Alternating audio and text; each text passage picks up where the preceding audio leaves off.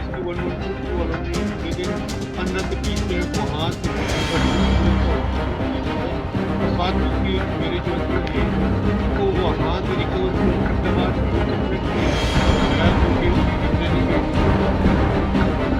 उसके बाद आज तो हमने गाड़ी जो है उसको रिकवर करके थे वो 1 घंटे के वक्त पे बड़ी जबरदस्ती के साथ बड़ी मेहनत के साथ इंतहाई खतरनाक पहाड़ के अंदर से गाड़ी में रिकवर करके